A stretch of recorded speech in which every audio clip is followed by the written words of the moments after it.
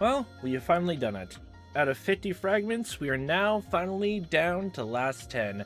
Every single one of these pages, leading to the very last 10 in this list, been filled out. 8 of these are, I'm assuming, just going down small loose ends from other installments, including maybe one bit for this one right before it hits, of Matsuri right this installment. It leads right into the proceedings of this installment, honestly. And June 1983, I'm going to be assuming, is our very last fragment until we continue on to the next chapter. But obviously, we gotta start off first strong with the gosh dang sea urchin vitamin A deficiency stuff. Okay, we'll get your kicks and pufferfish little cravings in right now. And the invitation to an end. Grandfather's articles were trampled on. This is literally just a direct sequel to the last fragment we did. Oh. We have proof as clear as the pathogen causing Hinamizawa syndrome, so why can't they believe in its life cycle? Because they've heard it before? Because they can't imagine it? Because there's no way something so absurd could be true? Don't tell me that. I can't bring myself to care for the limits of those commoners' understanding. Why can't anyone believe the truth of my grandfather's article, which has been proven by the Erie Institute? Probably just because they don't even want to deal with the hassle of it, or don't even want to think about it, honestly. Why do people continue to believe that humans are a special existence? Humans are simply a species of animal. Yes, it's actually technically true, honestly, the whole animal kingdom stuff. When various parasites that control their animal hosts exist, how can people declare parasites that use humans as their hosts don't? Probably the whole superiority complex thing, honestly. Literally, probably. But I know this whole thought process fitting to your own sense of superiority over other people. So you believe humans aren't as good, but everyone thinks they are superior. At the same time, you're putting yourself over everyone else. So even though you think everyone is wrong for thinking they are above everything else in the world, you are also thinking you are above everyone else in the population. So it's a weird dichotomy you got going here, Mio Takano. Very much so. Wait, this isn't a problem. Not at all. Because everyone believed my grandfather's article up until now. Isn't that why the Ministry of Health and Defense Agency lent me their assistance? But out of nowhere, they turned cold. In other words, every bit of their help was because Uncle Koizumi had my back. So nobody actually read my grandfather's article. Did they just pretend to in order to make Uncle Koizumi happy? What is the meaning of everything I've done up until today? I thought I'd achieved something, but what have I really accomplished? I don't know what's going on, and all I can do is wallow in grief. The more I think about it, the more I no longer understand the meaning of my own life. Yeah, if you were focusing more on just probably like on someone else's legacy, after that's done, what were you even planning to do afterwards, honestly? Everything up to your life, honestly, you clung to the first bit of support, which it's completely understandable why. You need something to get back on your feet, but then you decide to take your grandfather's work onwards. What are we planning to do afterwards, then? Is that the reason why you decide to almost, hung it up, honestly? You did this as a one last hurrah before moving on to do things what you want to do? Didn't Mio Takano devote her life to being useful for her grandfather? Then I haven't done anything for him at all. Count 3 of my grandfather and I go on to count 4. What a crazy thing to say. No. If I let my mind wander, doubt about myself and my life will slip in. So I'm just gonna fill the gap in my heart with alcohol. Is it that strange to presume the existence of something that can influence human thoughts? It's true that Hinamizawa syndrome isn't an actual cause ideology. The best I can do is drive people mad. Socialism or capitalism don't originate with it. In the era my grandfather was living, you couldn't talk about the world without ideology. The article came from that time and age, so some of its inferences may be exaggerated or biased, but that's no reason to deny its foresight. You can't simply say it's crazy and push it aside. Besides, the most important thing they ignored is the fact that Rika Furude, The Queen Carrier holds the fate of the village in her hands. That's probably the one thing they can't exactly entirely believe in, from the sound of it, because like even though it does sound true from what we know of the years, honestly, well, mostly because there's the whole other thing of supernatural elements, which the whole time loop she's in, which obviously no one knows about. It's probably harder for them to believe that, honestly. And you know, the whole thing of subtly brainwashing everyone, even though she practically does nothing except exist that we know of so far. My grandfather had predicted the importance and danger of the Queen Carrier since beginning his research on Hinamizawa syndrome. The hypothesis of the infected community collapsing to madness if their Queen Carrier dies is a Pandora's box that can't be proven. Yeah, and technically speaking, every single time you get your plan come to fruition, you have everyone killed before the 3 days are honestly up, so you can't really prove it anyway. It's more like, you don't want to prove it by that point. It can only be confirmed after Rika Furui's death, and if she dies, it'll be too late. There's no mistake that Rika Furude is the Queen Carrier, and a very special existence. It's clear from the various experiments that we performed that she has a special influence in the affected villagers. Her death really couldn't trigger the collapsed entire village. Huh. That's no mistake. My grandfather predicted it. To say all of that sounds like a comic book, it's just too cruel. They do say the truth is stranger than fiction. For them to call the various preparations we made to protect her a fictional product that was used to tunnel funds? What I'm doing now is simply what my grandfather was going to do. Therefore, insulting my research is the same as insulting my grandfather. According to my grandfather's article, the first thing that needs to be done when researching the syndrome is to protect the Queen Carrier. Yet they ridiculed that more than anything else. The more I think about it, the more their words stick in my memory. I can almost hear their voices, and I can't stop myself from covering my ears. I'm sure the members of the board of directors think I'm crazy. I was trying to petition for the Erie Institute to not be shut down, but it backfired. The members must think the Hinamizawa syndrome is some kind of joke. I'm sure they'll push even harder now to put a stop to her research. If that happens, I would have to go back to researching as an individual. In other words, the same as my grandfather did. I guess it also equates why you use the Hinamizawa disease, honestly, as on Tomotaki, honestly, to incite that kind of fear of everyone else. Because if someone from there died from it, then they would have to actually take heed of it, honestly. So they're mostly just using all this to make it extreme, and not really to prove your grandfather's research was true, but literally to make everyone who doubted doubted his research actually actually prove them wrong for actually doubting it and mocking it. Because look at that, someone died from disease, and it looks like slowly everyone is going crazy because of it. Well, that we can tell anyway, but because of the whole Tomotaki's thing, honestly, they'll take it serious anyway. Anyway, in any case, especially if they add on to it Erie's quote unquote suicide, honestly. So they're probably thinking anyone who's affected by disease would then slowly and suddenly then be taken over from the sound of it, at least. There's a limit to what an individual can do. It's doubtful if I would even be able to go back to researching it individually. Once the Erie Institute is disbanded, everyone is obligated to keep it confidential until we die. I signed a contract to that extent. That's not just a simple promise. If I were to break it, a special unit like the Mondogs would come after me to ensure that I keep everything confidential. Even if that doesn't happen, the Erie Institute is to eradicate the syndrome within a few years and to bury every trace of it, including results of our research. This isn't the normal process of research and treatment. They want to pretend nothing had ever happened to begin with. I wanted to continue and complete my grandfather's work. What's happening now will result in the complete opposite. I am actually helping to eliminate my grandfather's hard-earned research from this world. And treatment has been created already. Although Erie is as passionate as I am about developing a cure, he's not particularly interested in any other aspect of her research. I hate to admit it, but he has more experience and talent than I do.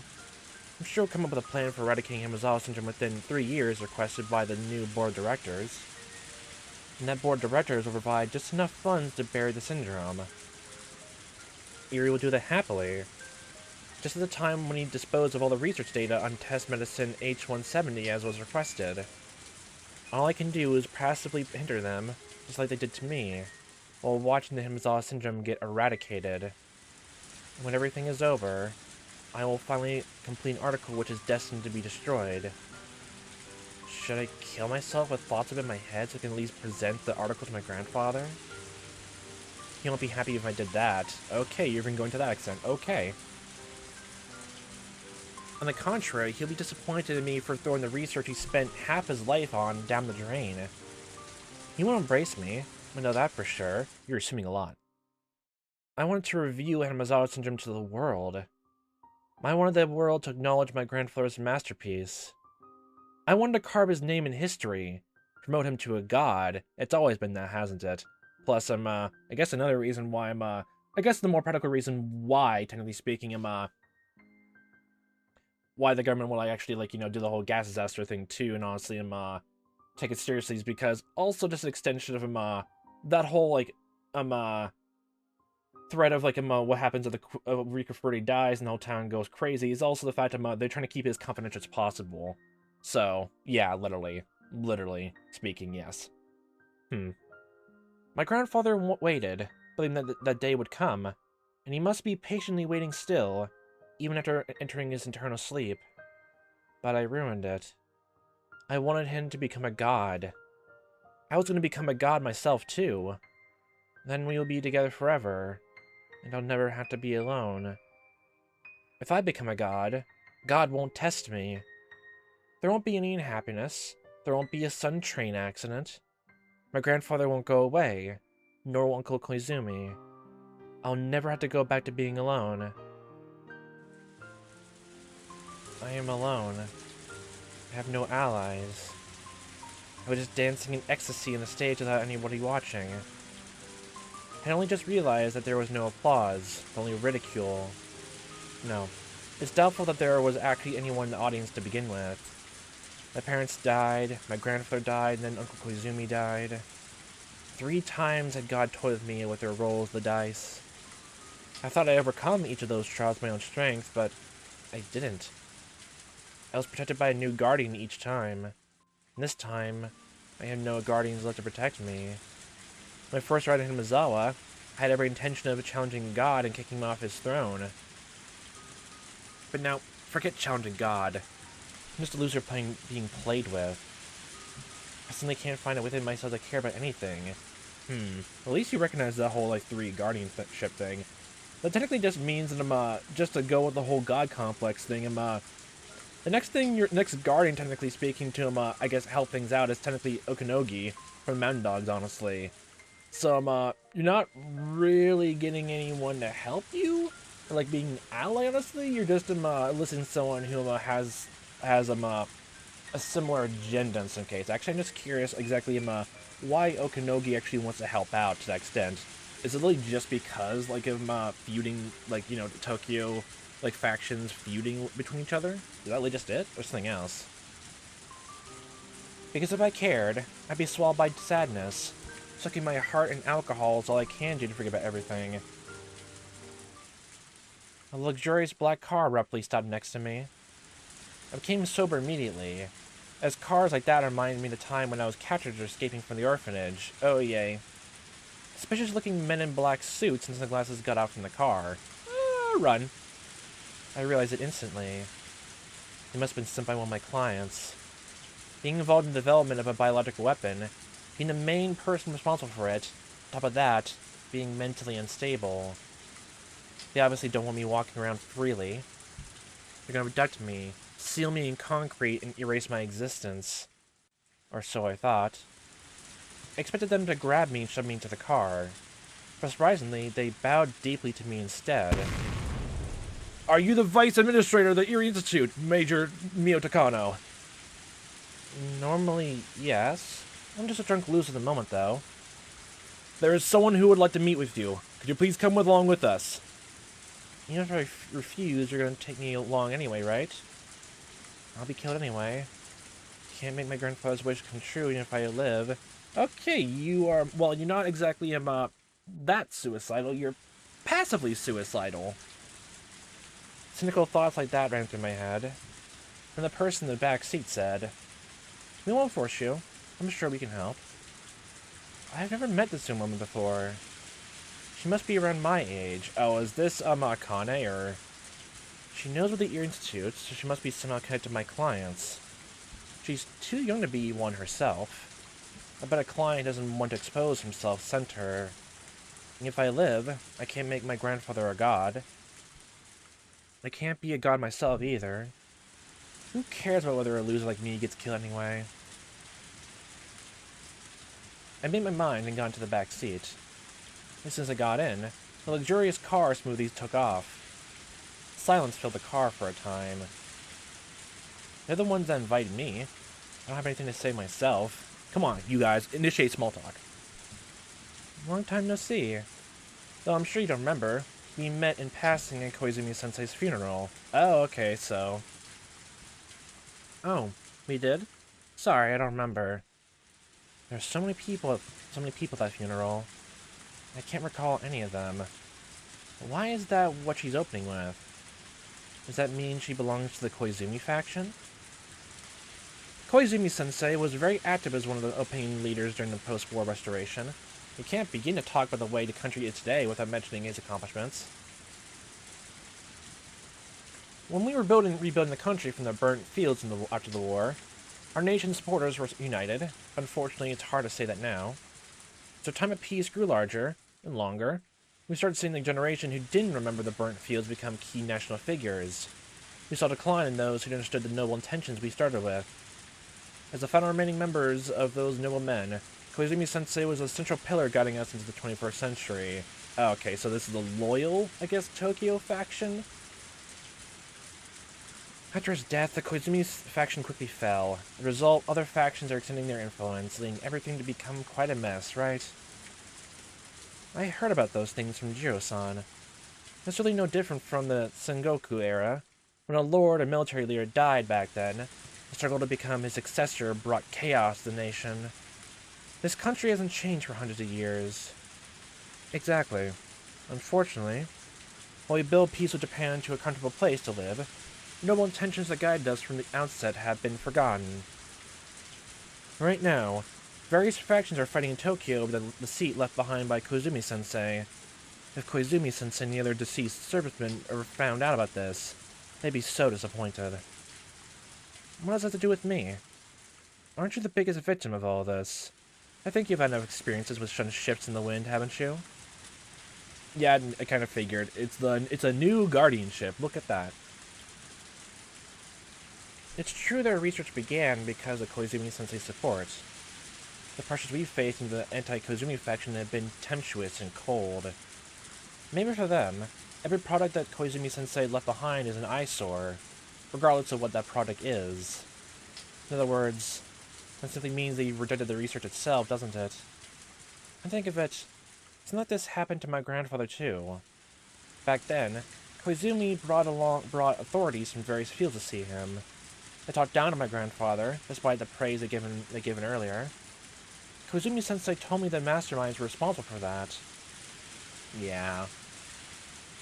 It's not much of a stretch to say that your research into Hinamizawa syndrome is the #1 leader in terms of funding, organization, and so forth in terms of products within the Alphabet Project. Huh. Therefore, it's been made into a scapegoat by those people who want to monopolize the interest of the project. A scapegoat? Yes, we keep coming back to this information, don't we? I made this entire same thing in the very first installment. Wowee, the themes keep coming and going every single installment, slowly building and building and building. If this is one of the, the biggest, simplistic themes to actually make, besides them making good connections and all that, then I don't know what is. What I mean is that your research into the Hinamizawa syndrome isn't what they rejected. What's important to them isn't the content, but the faction leading the project. I want to tell you that today. It makes sense, I guess. In the end, I'm just a sacrificial goat put up for everyone to see, huh? Doesn't matter what I research. The only thing they care about is that we belong to the Koizumi faction. That's correct. The faction controls like the direction of the wind. Sometimes it's a tailwind, sometimes a headwind. Unfortunately, once the direction changes, it's not easy to turn it back around, unless you get a fan. So you're saying it won't be easy to bring my hostile clients back? That's correct. Mappa product has been taken over completely. All directors have been replaced. They're only interested in fulfilling their own desires.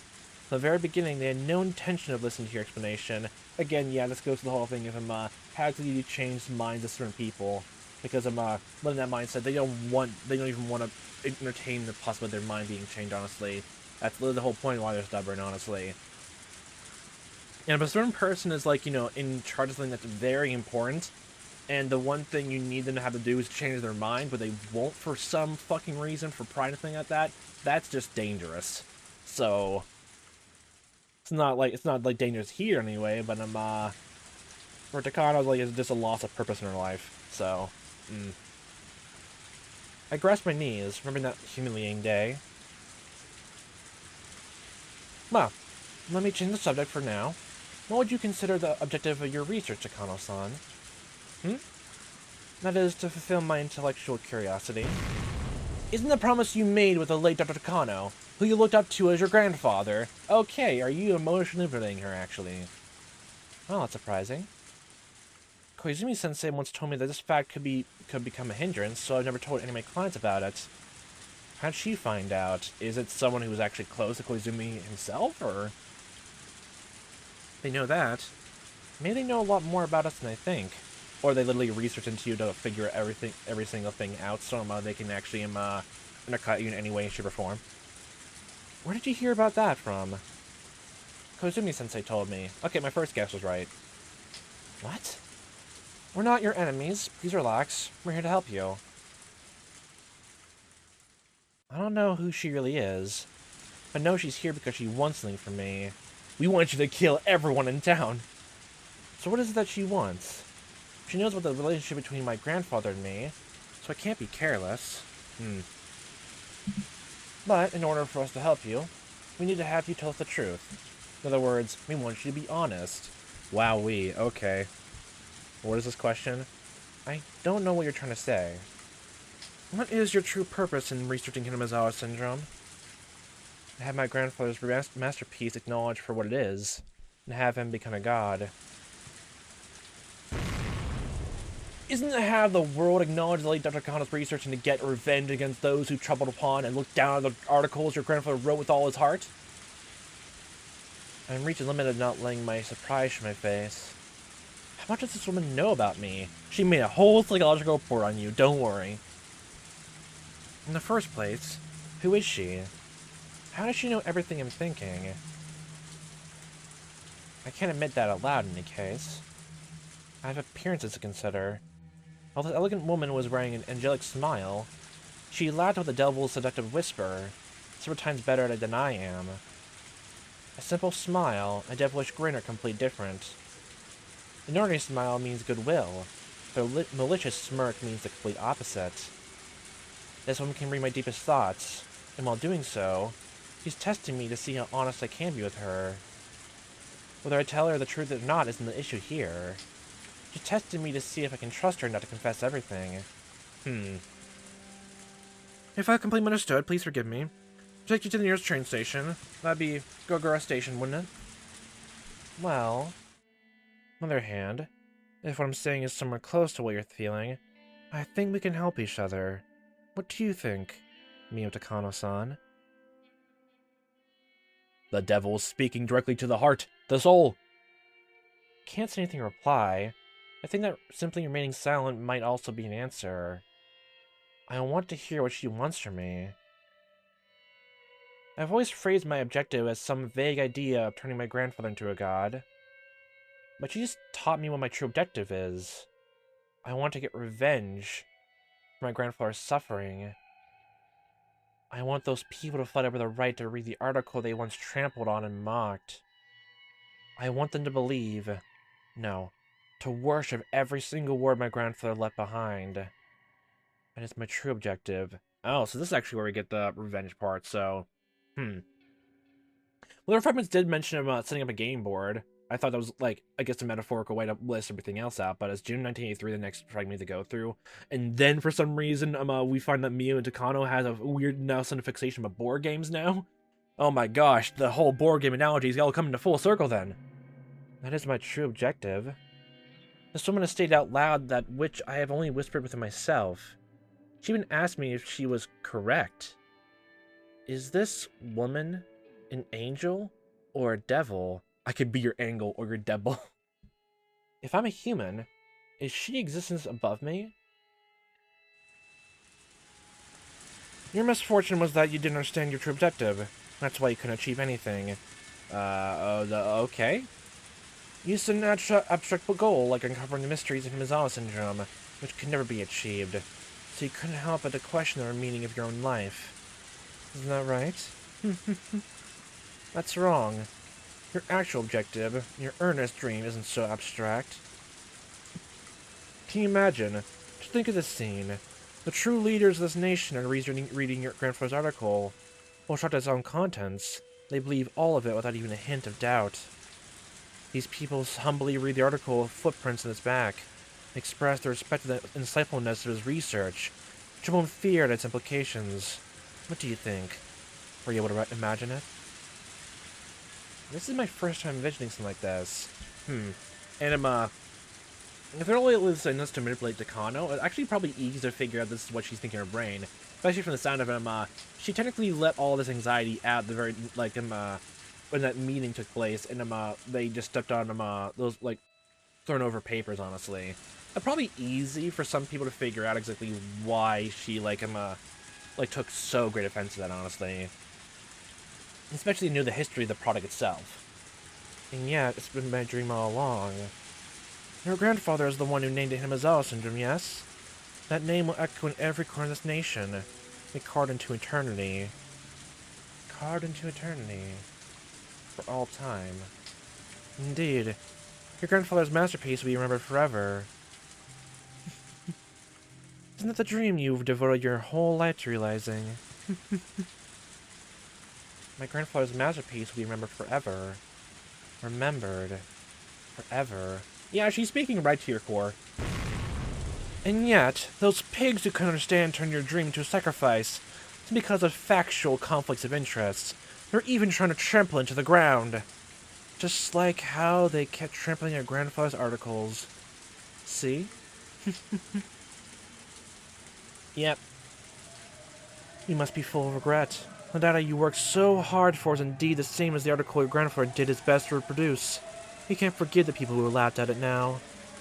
You can't forgive those pigs who ridiculed your grandfather's masterpiece, right? Aren't I right? Oh, I know I am. But you didn't think about that, because you're so kind as to not know how to condemn people. See? An indescribable emotion's feeling with me, making me feel like I'm suffocating. The sensation of being cautious and calm, the trust and mistrust are all blended together. My heart is beating fast and my fingertips are shaking. Why am I at peace? Is it because she reminded me of my one true dream that I couldn't express with my own work until now? It's because she made me aware of the anger within myself. Why am I hesitant? Is it because she reminded me of things I never told anyone till now? No, those things are things I never even told myself. Hey, Mio-san, if I'm saying this isn't wrong, but is, in fact, completely true, I know I can help you with both your dream and revenge. What's the matter? Are you feeling alright? If that's the case, I shouldn't keep you then. I'll take you to the nearest station. No. A small noise leaked pathetically out my mouth, like a child apologizing for a prank. Did you say something? I know she heard me. The woman smiled, trying to make me say it again. That's not it. I'm doing perfectly fine. I'm glad. Let's continue then. If that is in fact my dream, then what can you do? I'll help you with both of your revengeances. One is revenge for your grandfather. We will make those people who ridicule your grandfather's article humbly take into their hands once again the one they violated. The other is revenge against the board of directors for trampling over your research, simply because of their factual conflicts. Revenge against the filthy pigs who try to stomp on not only your work, but on your life as well. Getting revenge against the board of directors by having them read my grandfather's article. You can just simply shove it in their faces, but still. We'll be honest with you too. We're helping you because our interests are the same. This doesn't exactly sound it on the surface, yes, maybe, but I feel something else going on here. You're the true villain in this whole thing entirely. We can't allow the product that Koizumi-sensei established for the sake of Japan's future be eaten up by these lowlights to his death. This just feels like recruitment, honestly, to the Tokyo side of things, honestly. It also just comes down to cultish, believe everything, don't doubt anything we saying. We're speaking your true heart and your thoughts and feelings. We are trying to give you, extend our hand towards you. Won't you take it? Won't you come to our side? Won't you come out from the shadows into the light? If we had more power, we wouldn't have allowed that scum to become involved at all. However, the wind started blowing in a different direction. The product can no longer express Koizumi-sensei's ideals. It has become a pigsty for them to satisfy their own desires. Koizumi-sensei, who gave them the name Alpha Project, would not have wished for it to remain this way. The product should have been shut down the minute it deviated from his ideals. So you're trying to make the sacrificial sheep of the factional company into a wolf, are you? That's a hefty transformation right there. If you choose to keep your grandfather's article hidden away in your heart, I won't force you. No, I won't let that happen. I don't mind falling to the ground myself. But at least my grandpa's article. Don't you want to make the article that presents you and your grandfather's lives into something that will last forever? After all, that's your dream, isn't it? That's right. That's my reason to live. Oh my good god. We'll give you a chance to make your dream come true. The night I decided I was a loser in life and drowned myself in tears and alcohol at being abandoned by everything, I met someone who could be an angel or a devil. It sounds like they came at exactly the right timing, honestly. From the looks of it and sounds of it, honestly. I wonder what stopped them from, like, actually not coming in before the Kano actually came in, like, try to, like, extend everything, honestly. What stopped them from only coming in now? The sound of it, this is taking quite, probably, like, quite a bit, or, like, a while after, she, tried to get them here and extend it, honestly. So it doesn't get completely canceled. Why didn't you show up earlier, then? Why didn't you? Why are you now focusing on this right now when things seem to be just so conveniently perfect for your side of things? Why now? If you knew the opportunity was that so long ago, why now? Why now? Is this divine salvation? The double seduction? Probably the latter, honestly. I thought with the board of directors regarding the continuation of our research was completely off target. That was my true goal. Yeah, now you're thinking, like, in terms of what she wants you to think now. My objective isn't to continue researching Hinamizawa syndrome. It's to have the world acknowledge my grandfather's research as a masterpiece. Somehow, the method for achieving that swap plays my objective and caused me to misunderstand myself. The purpose of my life isn't to continue my grandfather's research. It's to get revenge, repaying them for my grandfather's suffering. That's what this woman is saying. She's promising to make my grandfather's research eternal. Yeah, she's taking what she can figure out about you and trying to twist it to her own desires, honestly. That or literally just make you immediately doubt yourself and I don't even know. I'm just trying to wonder if she's like either using this for her own devices or literally it's no, definitely using her devices, or like she actually hates you or not. And I'm assuming like this is like part of the Mountain Dogs, like part of the Tokyo faction, or if not, they'll convince them anyway. So there's that. Yeah. She's promising to make my grandfather's research eternal. She's also promising an opportunity to take revenge against those who laughed at it. When Uncle Koizumi died, I thought God was playing dice with my fate. but my unshakable conviction gathered together as power stronger than God's die, with them from the sound of it, I guess, many different people? So maybe this meeting happened for a reason. So you're saying this is not God's die, but a human die then? Is that what you're thinking? Curse you, God, you're testing me again. I will overcome the death of Uncle Koizumi, and I will make my grandfather an eternal existence by taking revenge against the god who tested me. I will, for certain. I will take my revenge. And we don't hear anything else from her, so there goes that. So the die has been cast. That's quote unquote her decision for all of this. And from sound of it, she's being slowly manipulated into doing all of that, from the looks of it. So I don't know actually now if we have to go through changing schools. Like I wonder if it's actually the next part. Actually, the next part then, where we go to the game. Okay, no, the game board must be set up. So if this is June 1983, maybe it's gonna talk. I guess maybe a club scene. I guess maybe if I'm setting things up. We got revenge and Keiichi Maebara Junior School. So if this is it, then I'm definitely wrong then. Yep. So like yeah, this is okay. So the very last fragment is actually gonna be the Matsuru Bayashi fragment, which I'm guessing, technically speaking, is mostly just us going to the other chapters. And technically speaking, we're diving straight into one fragment, the very final fragment, and seeing how it all entails. With this, do I have all the pieces lined up for 1983? It sure is a hard and exhausting job just lining up the pieces for the month of June. But finally, I'm at the starting line. Being from zero, at last. Does Rika have to do this every single time in her own brain, honestly? My good god. Yet, seeing all these colorful fragments together, I realized just how many sentiments were intertwined around June 1983. I used to think the thoughts of people with no relation to me were useless, but I was wrong. Rika Fruity did her best to overcome the fate of June 1983. She did two things. One was to get in touch with the Erie Institute, because she knew she would be protected there. Ironically, Takano from the Erie Institute was the one who wanted to kill her. That was the best move for her at the time. And the other was to ensure that the Maebara family moved to Hinamizawa. I actually wasn't certain that the Maebara family would move there. Yeah. They first decided to move here, and the father felt something sentimental at the sight of us and the day he came to view the properties for sale. Therefore, it was necessary for us to play in that field.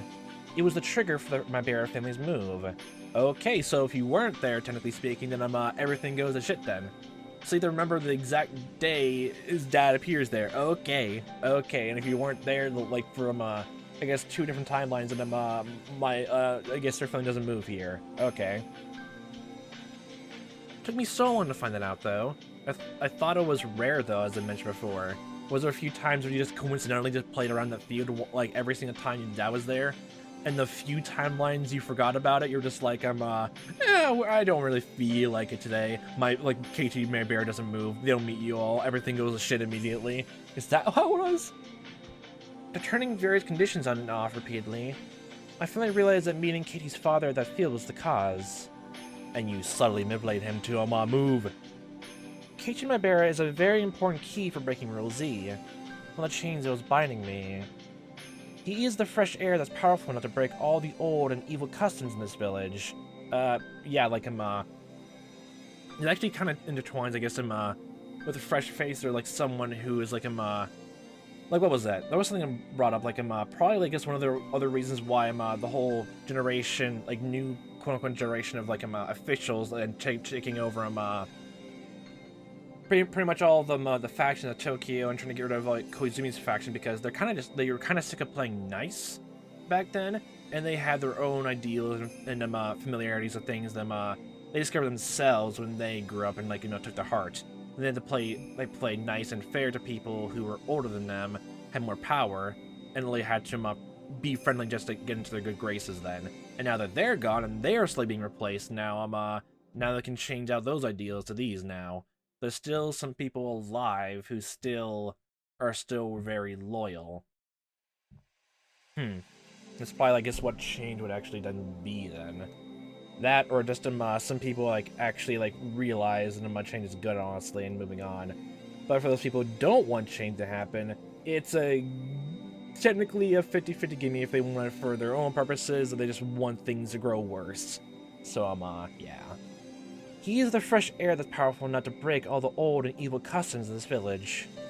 He created many opportunities, but he also provided me with an important clue by letting me know that a strong conviction and the will to believe is what's important in standing up against powerful fate.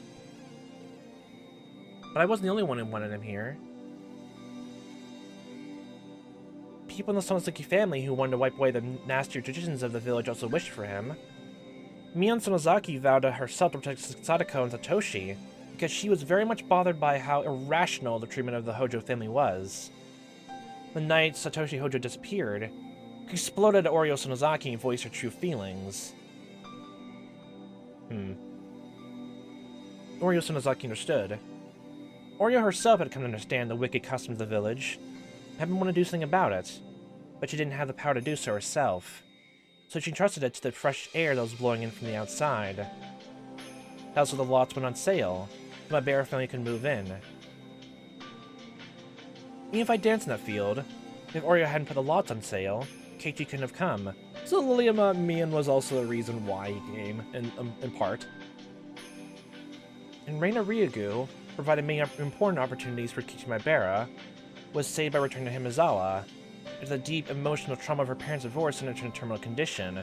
That's mostly just because she's still diseased. I wouldn't say like she was like exactly was saved by returning to Hinamizawa. Morally just currently cured, temporarily. Keiichi Maebara's wish to restart his life was the same wish Reina Ryugu had a year prior. Maybe that's why Reina was able to understand Keiichi. Or at least they felt like they both did something bad in the past, and that's why I guess took off and banned her for quite a bit, honestly. It did seem like Keiichi actually was like related more to Reina, honestly. Or at least that's what it looks like, from the very first couple fragments, the first installments actually. So yeah, it was the entire thing for the first installment, then making the entire thing of he misconstrued almost everything of how he's interpreting everything Reina did, which in part I'm still a bit frustrated about. In part, honestly, I know it's because of Madness things. I'm just still a bit conflicted about that, because even the third installment, it felt like everything was played extremely straight. But for the Madness and all that, literally, the only thing that really changed for that part was just him feeling like he can channel all the energy into him killing him. Yeah, literally killing Teppei, honestly. And then after him, it seemed like him, for some reason, that's one thing. How did Sadako, actually literally think her uncle's still around, and she grew insane from that because of all the past abuse, literally? Is that what happened? I hope that's actually explained in the Tataria Goroshi fragment, in look, honestly, coming up here. I hope that's what's talked about a tiny bit. I hope. It's like the miracle where one can recognize moments in a certain fragment from another fragment.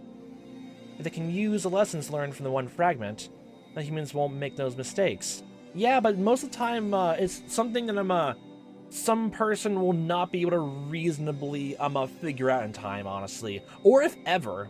That's why tragedies are a thing, because there's a bunch of stuff which has to be under extreme circumstances from the change, or do something good, honestly. It was what was it? From the first installment, for example, honestly, the only reason that everything went horrible is because, I guess, in part, rightfully so, at least in some part, that they didn't really want to talk about Satoshi, which makes sense. They didn't want to, I guess, think about that pain, honestly, since they're still growing from it. And it makes sense. At the same time, I wish they actually handled it differently about the whole thing of the curse is going to happen. The curse, there's nothing bad in the past, and it's definitely not tied to a new curse going to happen this year. Because, again, it makes sense why they want to hide that from Keiichi, but especially from the looks of it, it sounds like it's going to continue. The next year. This year that Keiichi moved in, there would at least be a warning to give honestly for it, right? And that would mitigate so many different problems. It's a different thing entirely. You didn't want to talk about Satoshi. Like, all you have to do is, like, literally just mention about, the year's curse, and, probably at that point, Keiichi would probably figure out if, like, Satoshi came up, honestly, and they didn't want to talk about it, that it was something that happened, like, in those year curse in the past, or, like, they honestly didn't want to talk about it. Really, just that one small thing would have changed everything so much in that chapter. That's probably the reason, I guess, I was a bit... I was rightfully hard on it, which is actually, like, it was a really good flaw for everyone to have, honestly, at least for there. It makes sense why they didn't want to talk about it. It makes so much sense. That's why that tragedy took place. Lily, if it wasn't just for that one thing of, like, keeping silent on that, everything wouldn't have happened, probably. At least not to that extreme extent, honestly. At least not to that extreme extent. Because then Keiichi probably would be, like, less paranoid, honestly. Or I guess be a tiny bit more trustful, and then, yeah. And everything that happened with the second one. Yeah, if the Sonoseki family actually treated almost everyone fine and didn't follow, like, harmful traditions, like, almost from the very beginning.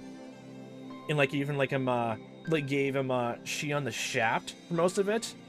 And then, I still don't know exactly why Mion just decided to, intimidate, Shion about it, whether the phone call or hearing about, the New Year's curse, honestly. I don't know why she was trying to intimidate her about that. It led to that whole thing happening. Especially after that, she snapped and, felt like the family had something to do with it, especially of how she was discriminated against all the time, honestly. And then did all that, and after, she accidentally killed, Oreo, that everything spiraled so quickly out of control. If Oreo didn't die there, and most of the Wanto Nagashi tragedy, honestly, would not have happened. Yeah, all that to that. It all makes so much sense. At the same time, no one really can talk about that kind of stuff. At least that's simply. It has to be under very, very special circumstances. If they can use lessons learned from one fragment, the humans won't make those mistakes. The game pieces will make their best moves. The chances of winning this game in June 1983 will rapidly increase. In other words, Reina Ryugu makes extremely important moves in this game board without realizing it. The mighty Rule Z that surrounded the Hojo siblings was eventually smashed by their actions. Of course, Sadako overcoming herself was also a big help. Their hands only met because they reached from both sides. Well, extreme ends, honestly. It took almost everything just to change that. Like, literally everything to change, honestly. Keiichi and Reina are the ones who taught me that. Miona's the one who made it possible for them to move here, and she also helped them become familiar with the village. Yeah, it's one thing after another, but then... that means, technically speaking, like, before Keiichi came here, like, literally Miona do this one thing, and that was... and if Keiichi wanted to change things anyway, that was out of his control then. That's not all. Yuri's also an important piece of significant functions of his own. I guess he's technically meant to be a mole on the inside then. Which I still don't trust in you fucking little boy and all that. Feeling empathy for Sadako, he's the most influential piece in the board we call Hinamizawa Syndrome. His existence is capable of defeating Rule X. Man, it's been a while since I heard of, I guess, the X, Y, and Z rules. I think wasn't Y was the hold on, I can't remember. Like, was Y the like, I guess, trying to destroy the environment, and X was, I guess, no, wait, I think X was the environment, and Y was getting rid of them, I guess, Y was, I guess, the little messengers, honestly, the Herald Doom, honestly, which was Takano and Oishi, as Rika, like, theorized and mentioned, and Z was whatever fallout came from Rule Y.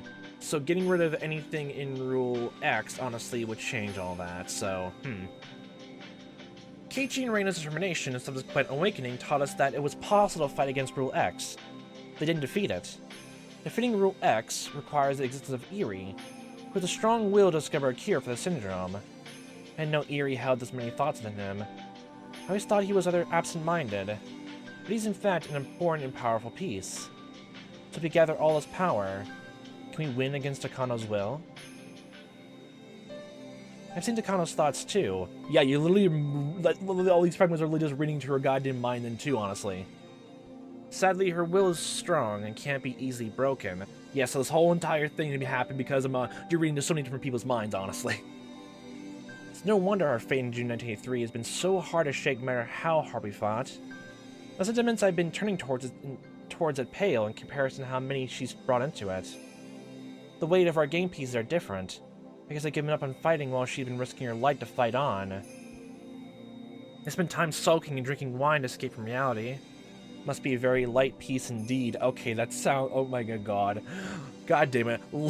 That's a great fucking joke right there. A goddamn lightweight game piece. God damn it.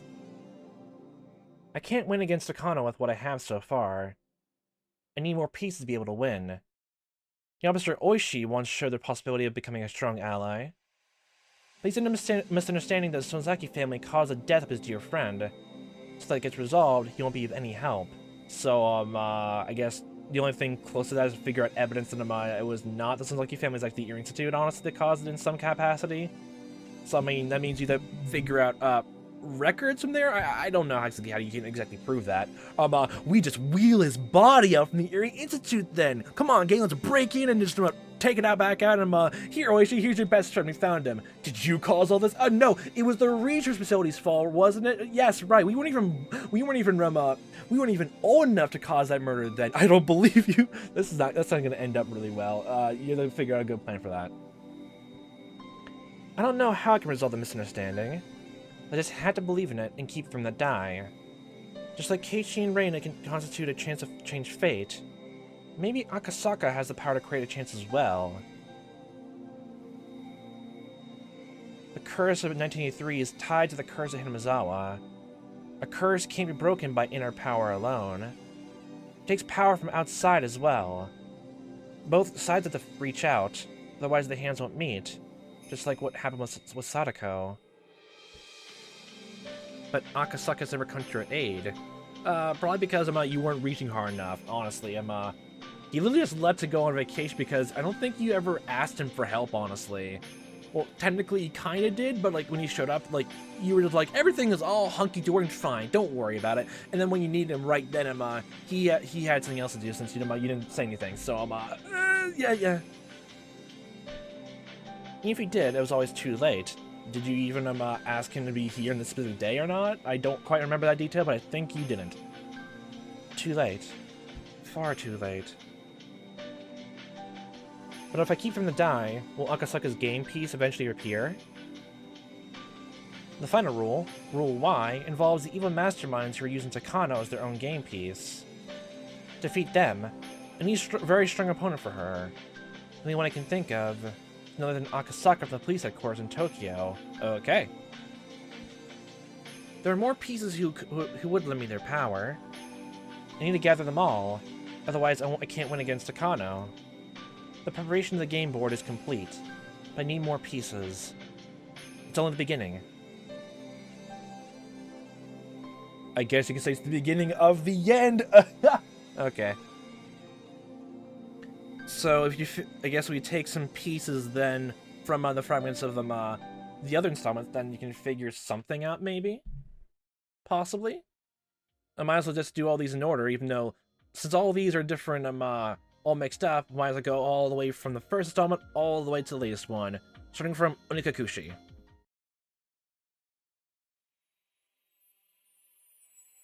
I guess it's like a little play-by-play for each one, then. In order for Keiichi Maebara to become a game piece that can lead everyone, there's something that he has to learn about first. Don't go insane. That piece that's very painful, pitiful, and sad. He has to learn about his friends, and he has to learn to not doubt them. He doesn't know the importance of trusting his friends. He doesn't know, just yet. I mean, technically before this town, he technically didn't really, quote-unquote, have friends, so have fun trying to teach him that. A slight mistrust grows into paranoia, and Keiichi Maebara is trapped within Rule X. At the end of Rule X, Keiichi leaves a sad note and dies. While maybe very bitter and very painful, it also puts him through the process of learning something very important. Actually thinking about it, doesn't that technically mean that because he went to the funeral, like it literally just caused this to happen anyway, not just learning about the whole entire curse, like, from square one, and when no one tell him in the town. Is it because of that? So that's something else outside of his control. Have fun trying to stop someone in his family from dying outside of town! Have fun! Oh my god! Well, maybe bitter and very painful, Also puts him through the process of learning something very important. Hey, Hanyo? You didn't have to apologize. In the few days he left Hinamizawa to attend his relative's funeral, tragically he experienced an outbreak. I think this was necessary as his first step towards learning something important. Yeah, but like, it had to go through supernatural causal loops, honestly. So, the very first step towards smoking out Rule X and eventually defeating it. So he must first become mad, crazy, dead everyone, then die, then reappear into life and do all this again. This piece is all I had. I didn't even think of that, though. Yeah, it's definitely a play-by-play. I will say again, like, I do like how this narrative is going forward, but it also comes to the whole thing that, people technically learn from, like, other lives, honestly, to learn all stuff. Which, yeah, it just feels a bit off to me. It makes really much sense to all this, especially with Rika, like, learning all this, but, I wonder how, like, the story would take place and they figure all this out if Rika was the only one to remember. Or, like, even without that, how all the story would actually perfectly line up, like, perfectly, honestly, if everyone was still in their, like, in the beginning state of mind, and, like, well, they came, like, they figured things out from, or, like, interact with some people out of coincidence, how they would have came from that. I'm really curious if someone actually managed, like, made, like, you know, a fan product about that. Like, a fan fiction about that. That's the one thing I like reading fanfics about, honestly, just to see people testing out, I guess, the limits of, someone's, I guess, original work, honestly. Because sometimes, like, you can make some interesting stuff out of it. Because, like, it's honestly, it'd be really astounding for, like, someone to make something completely original and make it immediately great. Like, there's actually a lot of cool ideas in here, honestly. But sometimes, like, it's not against the creator's fault, honestly, just a small tirade for this, and they want to focus on some of these other things as well. Like, first off, like, this whole entire series is all about, learning from past mistakes, from other timelines, honestly, and then learning and growing from that, which apparently it's like a really good metaphor, I guess, taking on from learning from your past mistakes to get something better, honestly. But now I'm just wondering how you can do that with simplistically all through one single timeline only. Like if Keiichi just appeared, honestly, and then they learn about what happened in the Ear Clinic or something like that with from somehow Rika learned or Sadako learned from there, and then they all decide to, I guess, band together and help out the whole thing with the curse, like, him with the curse, honestly. Since Mio has the whole thing of, like, wanting to get the curse out of the town itself, that would be a good motivator for everyone, I guess, band together and then destroy everything slowly. To find out more of the Ear Institute by talking to Eri, honestly, they can get their trust, or, like, he expresses his own doubt about how Takano's handling things in some way, and confides in Sadako even more, and Rika, and then continue on from there. I'm really curious at how that would go, honestly. I would love to read that, honestly. That's Onikakushi, and next up we have Watanagashi.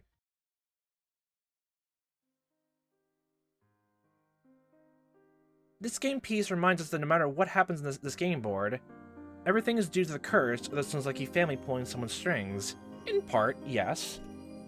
And it's technically a man-made curse, but a curse nonetheless. No, to put it in my words, this is the piece that makes everyone aware of the existence of Rule Z. It's hard to notice just this piece, but this is a complicated fragment where Shino Tsunezaki, while trapped in Rule X and mistaking it for Rule Y, is hurled about. Comes to notice the existence of Rule Z. There's also the piece that teaches us the rules of the game board. But technically, all this stuff and all your plan comes down to seeing all these different fragments from other people's point of view then too, so, Your plan is going, like, all, like, functioning from, mind reading from other people. But this is also the piece that teaches us the rules of the game board. By the way, the piece called Shino Tsunezaki is a piece coming from the outside, from the game's point of view. She dislikes Sadako Hojo at first, but through this another piece, she learns something important. Challenges Rule X, and then grows to be a powerful piece to fight Rule Z. The most ridiculous part of this fragment is it's hidden so cunningly. It doesn't seem that way at all with just a passing glance. Like, yeah, what was it? Like, that's the one thing I unequivocally love about this game series. Like, technically game, but, you know, everything is all, like, into installments, but it's still good. I absolutely love the Watanagashi and Miyakashi stories, honestly, by extension. I love them so much. I don't really have too many nitpicks about them, honestly. don't really have them too much, honestly. It honestly is really fun to go through. Especially just like in the first testing phase, just key discern if it was Mion or Shion, or the two different people, or the same person pretending to be someone else. That was the first stat, honestly, and it like until the very end, honestly, before it was revealed that they're two different people, it had me guessing for a bit until I thought about it a tiny bit before it was revealed, and then figured it out.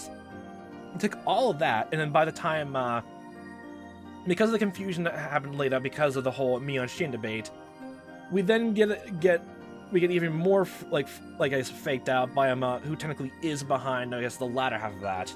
Which, from first glance, it would never be Shion because of everything that we've known about her. But, oh my good god, that was such a good turnaround. I love it so much. I love it so much. I need to think about how I need to rank all these installments, honestly, so far. I really need to. I really need to. I'll probably, like, rank them all down when I get to Ray Epilogue, honestly. Learn. Learn from your mistakes. Please, become a powerful piece and lend me your strength to defeat my enemies. Hopefully, you better so, Shion. We need more Shion content, I swear! More Shion content! She's great, okay? I still find it so goddamn funny that, technically speaking, like, the two, I guess, the characters I just absolutely love her, but literally just, technically speaking, like, have blamed themselves in the past, or literally just, go on to kill someone, or they think their guilt actually makes them think they killed someone, even though they know deep down it wasn't technically their fault. Oh my good god. My good gosh. Okay, so one to Nagashi done. Next is Tatori Goroshi. So this is going down, hopefully talking about the whole thing with oh yeah, Sadako. And look at that, Teppei's Spritey tier now. Yeah. This piece shows us the existence of the unreasonable rule Z surrounding Sadako. Reveals the most powerful adversary rule in the game board, Rule Y. Can the rules X, Y, and Z be seen now? Enemy we need to fight. The things we need to learn. All are gathered and revealed here in this fragment. At this point, it's impossible to reach Rule Y. Fighting against Rule Z's effects in Sadako is the best thing that can be done. Yeah, that's probably the reason why he kept giving up, honestly. And again, even when things turned out all right in the end of him, Minagoroshi, honestly, but at that point, you'd have to take a lot of different things and factor into account just to then suddenly fight off Takano, so it was not going to be, I guess, the best opportune time for it, honestly. So literally, every time Teppei comes back, the game is practically almost over, because then people are focusing on other things right then and there, so it's more close and tangible. So yeah. But in this piece, we make a mistake in our approach for fighting it. The outcome we gained through erroneous means erroneous itself. Keiichi Maebara learned that through his own experiences. A tragedy doesn't possess the power to overcome tragedy. Violence doesn't possess the power to overcome violence. If they can grasp that, all the pieces in this game board will learn the true way to fight. But Takano is too powerful. Striking end to this piece doesn't allow us to learn it that easily. Yeah. It feels they're all marking up to him where the 7th one comes up where they all learn about it. And like, again, like, I guess like, the whole thing about him just lay it all out there, like slowly. Probably I guess the biggest nitpick I have for the whole game is probably just like, I guess not in the fact it's an unfair mystery, because by the 7th like installment you technically have the piece together, but just the way it's framed from the question and answers arc, which it makes sense, paralleling all the different arcs together to explain or talk about things that happened in the first question arcs, answers some things that were left in there, but doesn't really, but when you get to the 4th installment, I don't think you really have all the information you need to figure out it's Takano anyway, because again, you learn most about that by the 7th chapter. If it was like, if you're labeling like that from the 1st to the 8th chapter, it's all fair mystery. It's just nitpick on my end. That's the thing I'm trying to communicate, honestly, right here. That's Tatori Goroshi, then 4th Himatsubushi. That is right here. Wowee! I do love these like little memory shard things so much, honestly. I'm so happy about it. I mean, let's look at it. It looks so cool. It looks so great. It looks so cool. This piece is the only one that's so distorted.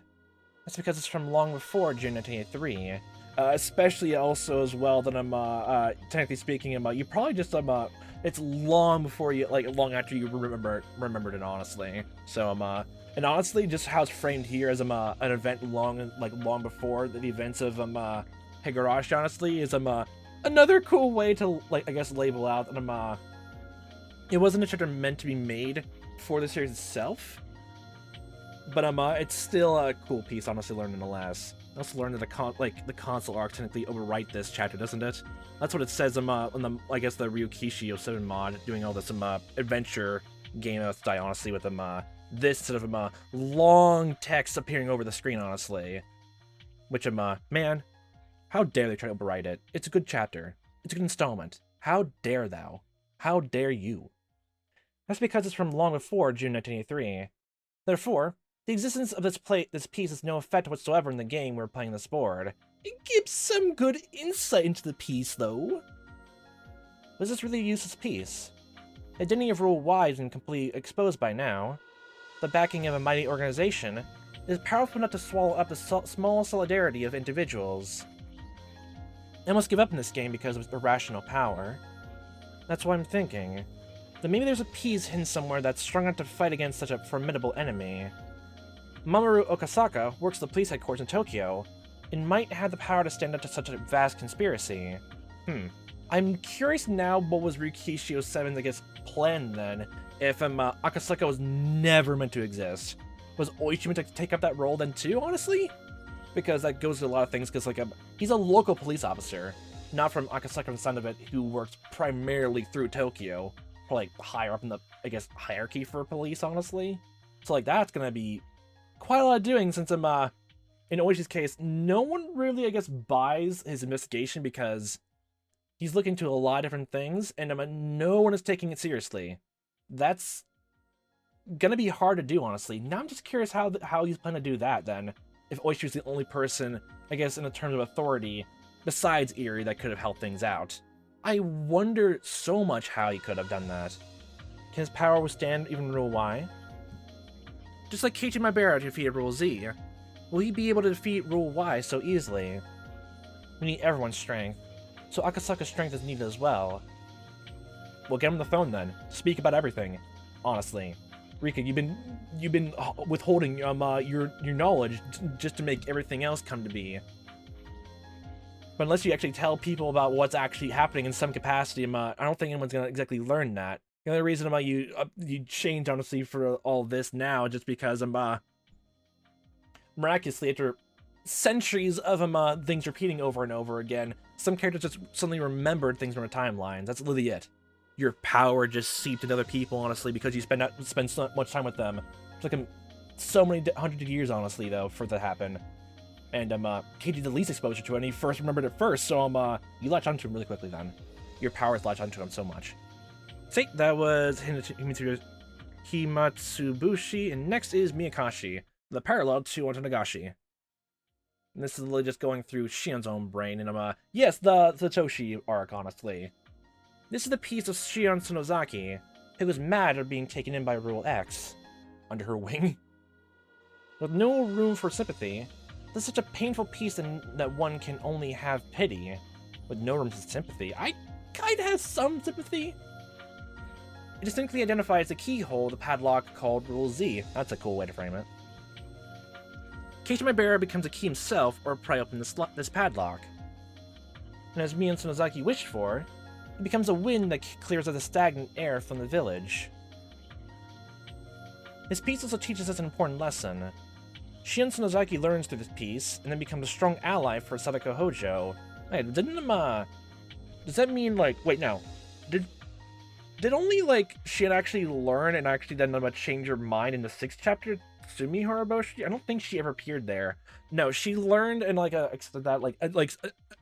literally a chapter then later. So technically speaking, she learned, like, if everything is in an exact order, honestly, and not, like, hundreds of years apart, honestly, these little loops, then Shion learned faster than anyone else, so, that's funny. That's funny. That's funny. Shion learned faster than Keiichi did. My good god. In that way, maybe Sadako Hojo is the piece that represents the padlock for Rule Z. Unless she is saved, Rule Z can't be defeated. When she is saved, that means Rule Z is defeated. This piece indicates only that. That's the only thing Shion Sonozaki learned by gambling her life. But now, I think that's very important. Every time I see Sadako and Shion argue about pumpkins, I think about that. The pumpkins. Not the squash, but the pumpkins. The pumpkin pie. Yeah.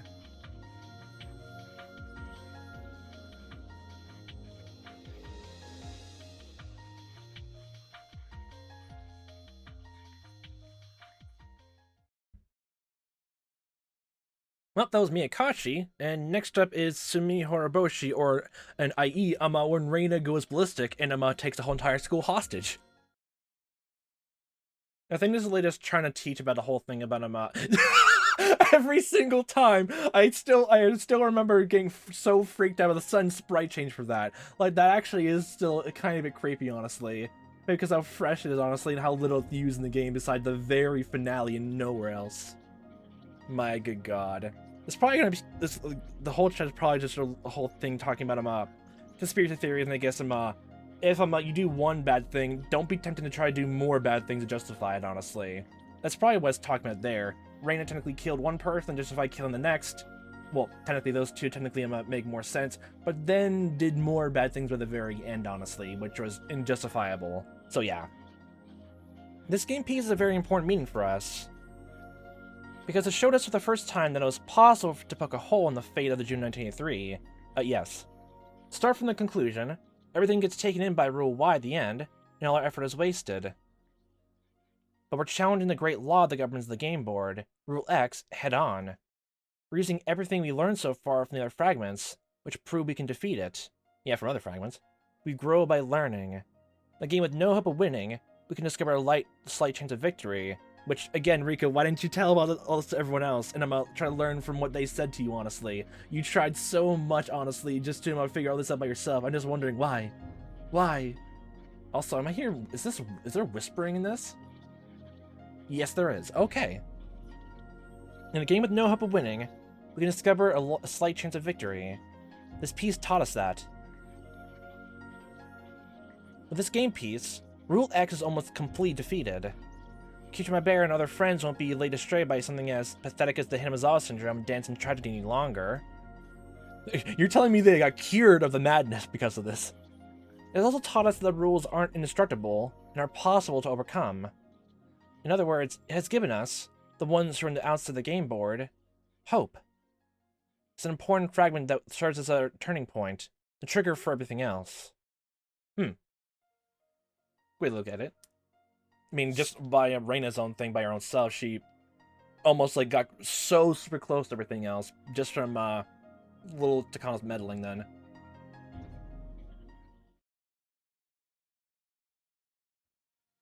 And look at that. That's the 6th entire slide here done. Now only 2 left. That should be... what was that? That's some... Oh, I did that. Wait, I did that. Wait, did I do that out of order? No, okay, Minagoroshi's next, then. I got chills there for a second. Oh my good god, fucking Mage Takano outfit. Oh my good god. Oh, what was it emblem actually in her hat? It looks like an insect, like a moth or a butterfly. I wonder what it's supposed to mean then. Huh. The game piece that uncovers the invisible Rule Y has been pulling the strings at the beginning. Because the impression that is so strong, it's easy to forget about something very important. We can't forget this piece also shows the path towards destroying Rule Z. While Rika Furuti limited Rule Z is impossible to defeat, there's hardly a match for Keiichi Maebara, and the others once they learned everything they needed to. They knew the correct way to fight, and fought according to the rules of the game board. As a result, we win, and the fact is more valuable than anything for us. Keiichi Maebara taught me a lesson. There was no need to subject ourselves to any fate. The will to believe can defeat anything. The fate that was always subjected to was created by Miya Takano's own conviction, behind the scenes. So what he says is correct. To defeat your conviction, we need stronger conviction of our own. A strong will can be pieced only by another strong will. We defeated rules X and Z and then challenged the final rule, Rule Y, but we needed more pieces. Each piece fought at its best. The strength of our enemy's pieces led by Mio Takano, were just too powerful. She didn't even give us mercy. She squished us completely, made us restart the game all over again. Although we lost, we didn't give up the resolve in our hearts, because we finally found the true culprit, and also a clue for how to fight against her. We can't win with the pieces we have now. We don't have a powerful enough conviction or a strong enough will. But Hanyo and I will keep trying. We'll roll our die repeatedly, endlessly, to look for the greatest result, collect pieces, and try again. With a will stronger than Takano. Didn't you think of giving up several times before you got to this point? But you made it because you believed in me and followed me here. We're almost there. We can do it. Let's create the last piece.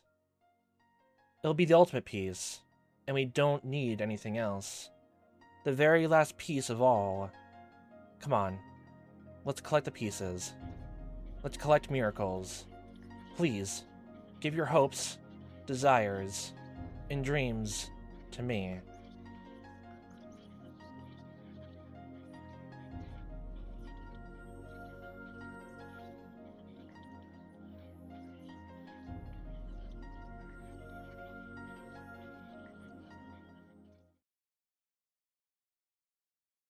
Huh. And that was the 49th fragment. And now, the 50th and final one. A fragment of Matsuri Bayashi. After collecting miracles from all 7 fragments, I finally got hold of this one. This fragment holds our final fate. But before we take a peek, please, wait for just a little bit. The fate that's inside will be decided the moment we take a peek. That rhymes. Have I told you about the story of the cat in the box? Oh god, not triggering his cat again. Please don't do this again. How many visual novels are going to bring this up? No, stop. No, stop. Is the cat in the box alive or dead? If you open the box, you'll know. But you won't know until you open it. It could be alive and it could be dead.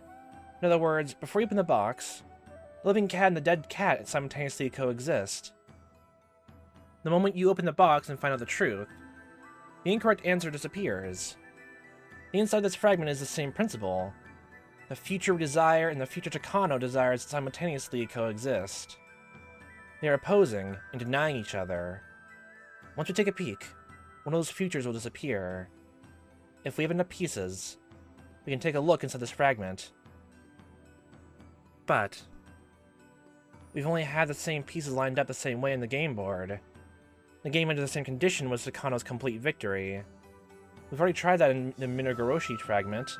Yeah, but you had a large little hindrance right there, so we need more pieces. We need the help of a piece that's powerful enough to defeat Rule Y. Until I get a hold of that piece, it's too scared to take a peek inside this fragment. But how do I get such a piece? By talking and manipulating everyone to on your side. Manipulating is a strong word, but I'm convincing them. Literally tell them everything. It's a piece I've never gotten a hold of before. To obtain it, I need to look just one more time. I need one more miracle to obtain that piece. It'd probably help a lot if you actually try to talk to all your friends about all this, you know. Learn from your humility and take it all hold. I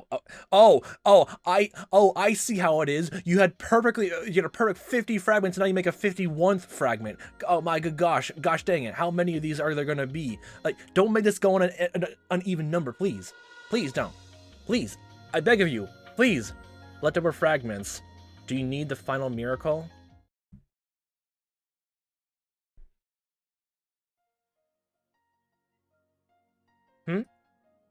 What is this? Never noticed this tiny little fragment. It's right there, waiting underneath all your nose, but you didn't notice it until now, because you looked over everything else. Sometimes a fragment gets cracked and it breaks. Just like how the fate we believe in cracks sometimes. A damaged fate is no longer the same fate it was. You're kind of looking through a bunch of different fates cracked through, I guess. Then which fate does this piece belong to? I picked up the tiny fragment and try to match it with the fragments I have in my hand. And the last fragment I picked up was the Himatsubushi fragment. That was in the 4th one. You're saying that this is the most important thing? The most important fragment in the console arc to technically overwrite it? Ugh, how dare. This fragment was distorted from the beginning. And look. See? This tiny piece fits perfectly. With this tiny fragment, how will the world change? What kind of miracle will occur? Oh. The whole world warped. As I put the broken piece back where it belonged, the distortion centered on the crack. But that doesn't mean I can't take a peek inside. It's already past 1985. The time long after Rika Furude and her friends' story tragically ended in June 1983. Oh. Oh, it's like them figuring everything out by the end. Ooh. I would actually love, like, that was another thing. I wanted to see him, if it was gonna be the last fragment, honestly. Not last fragment, last tip, honestly, for this very installment would I guess, focus on I guess the other versions of Oishi and Akasaka figuring things out by their own individual researchers, honestly. It's almost like, it gets to be almost kind of interesting then that actually, now that's gonna be a lot of different things to process because by now, we're kind of equating them against their investigation and their research, honestly, into the whole Hinamizawa incident to be comparing to, like, Fumi Takano's research, and honestly. But even though he took things and asked for help so many different times to so many different people, he didn't get it. And when those two did it, then they got help they needed. Or at least they figured things out on their own, they asked for help from what connection they had. Instead of I'm assuming their connection to get, I guess, denying them, I guess, so, Beep. With some mild interference, an order crackled through their headsets. All units, the chief has a message for all of you, so listen up. Go to work, everyone. The local police have given us 15 minutes to wrap this up. I'm only giving you a few seconds. How many seconds? 5? Don't let a single person escape. The main target is a diplomat. Wait, what? Don't suspect you're a cop. Just grab him. Make sure you leave no injuries. That'll lead us to problems if you do. Tackle. There are dirtbags that hide in diplomatic immunity to deal with the local gangsters. They launder money from drug dealing and force people into sex trade to pay off their high-interest debts. What is happening? According to the local embassy, some of the victims are younger than teenagers. Oh, good God. Shitbags. Yes. Normally, this would be a simple case, with the perpetrators being gangsters. When the police found out that a foreign diplomat was involved, things got much more complicated all of a sudden. Yeah, because you're also dealing with someone who is, I guess, a public figure and has power, and they're behind all of it, I'm assuming, from the sound of it. Diplomats have diplomatic immunity, so police can't arrest them. Yeah, it's from a different country, too. Oh, good God. They knew he was an important figure in the whole scheme. And there was no doubt that he was the middleman between the foreign criminal organization and the Japanese gangsters. They couldn't let him escape. It'd be easy to deport him. That wouldn't solve anything. Just because he's gone, someone took their place, honestly, to be, there in his place, honestly. It wouldn't really do anything, yeah. The police had asked the embassy for assistance, but they denied the request. Well, especially the diplomatic is actually high in the embassy, honestly. Diplomatic, immunity, oh good God. What is that good old phrase work for, some people who are also another mystery community? Extraterritorial rights! Oh, good God, it's a meme in of itself. And the case was put on a standstill at that point. That's when they found out about the organization was going to be selling the Self-Defense Force's classified radar, missile technology secrets. What? What? The Public Safety Division then had to move on the premise to protect this classified government information. Only then do they have grounds to arrest the diplomat then? Wait, did they say they actually, made that or they found that? They found the organization. Okay, oh. So, if they didn't have that, they wouldn't have been able to arrest the guy and, I guess, track all this down? They didn't have a search warrant? Oh my good God. Oh my good God. And today was the day that operation was set to go. 2 men at the front stairs, 2 men at the underground entrance, 4 men at the back door. All suspects are believed to be armed. 2 more than usual, huh? It only take 2 seconds more for him. He never shows anyone mercy. Do you hear, Akasaka? I was wondering it was him. You're on point. Be careful. Okay, let's move. This is Akasaka. I copy. Oh god, that's music again. The fucking drum loop. Okay, goddamn it. Let's go. Military time, let's go. Let's go charge my military squadron. Let's go. Yeah!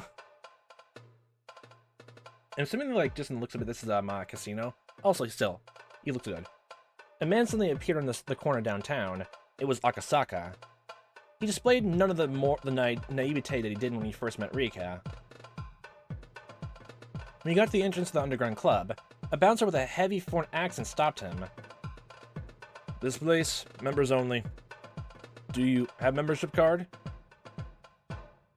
Akasaka pulled a card out Akasaka pulled a card out of being asked.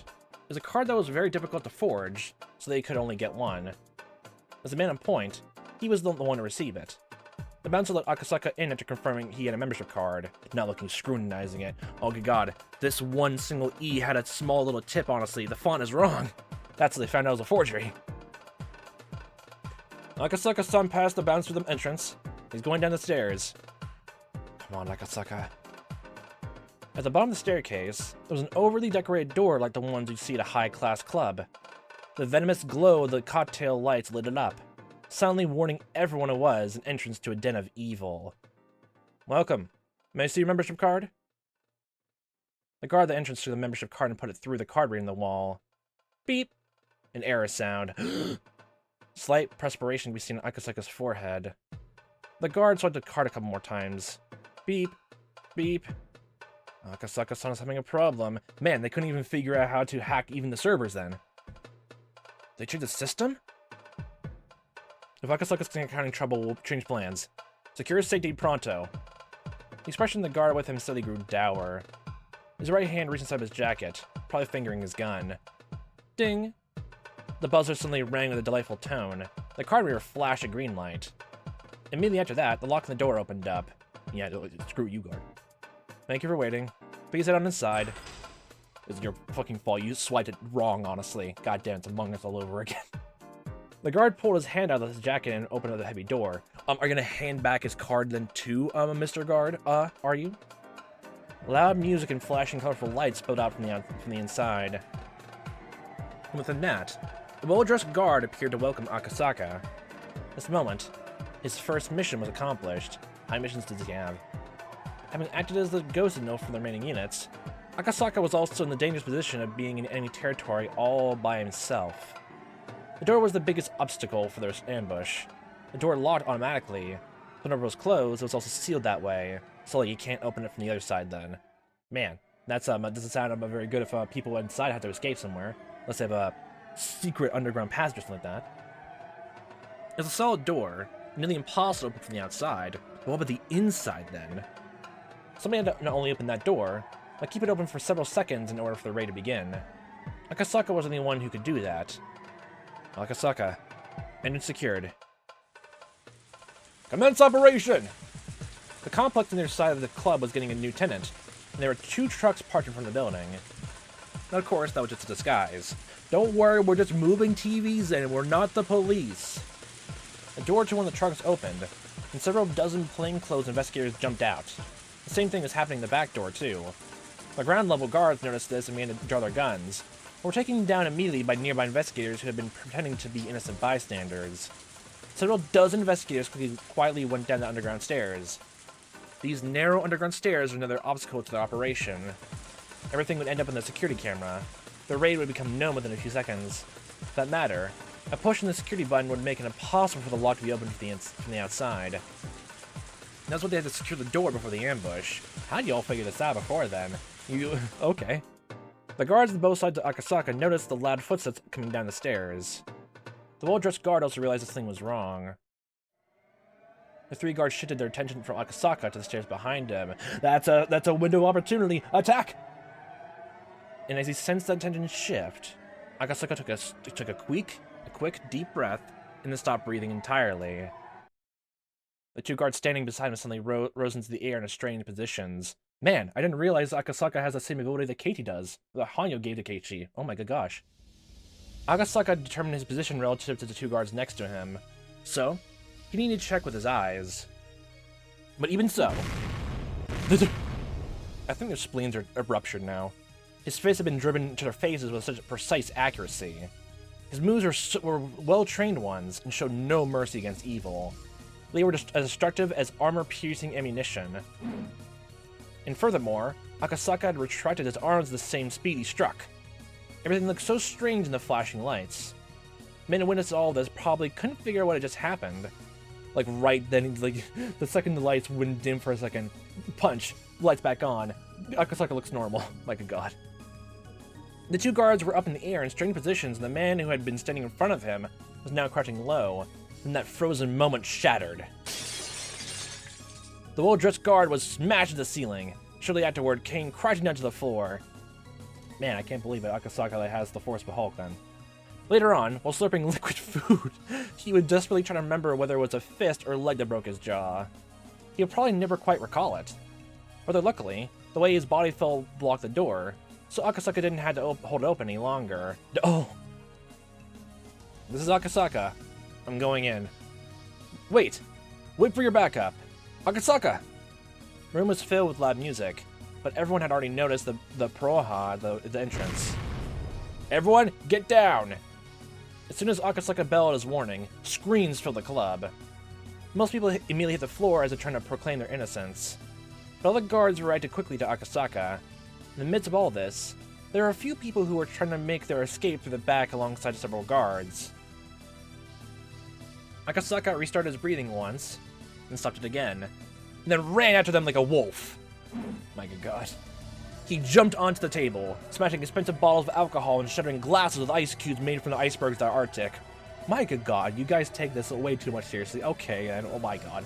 A foreign bodyguard, whose previous profession must have been a professional boxer, thought that he stood in front of Akasaka. With a heavy accent, he tried to taunt his opponent. But Akasaka couldn't have cared less about that. The only display that man was able to put on hold for him was that he was able to block Akasaka's attack. It wasn't even an effective guard. The power of Akasaka's punches were so incredible that they simply broke the man's bones in an attempt to block them. Okay, did Akasaka go to the gym for an extended period of time? Oh my god. The man's arm warped in a strange way. Then when after the agony showed in his face, Akasaka's left arm ground into it. That's tenderizing the meat right there. Akasaka, you see, is right-handed. Wow, isn't that everyone in the world? Well, most anyway.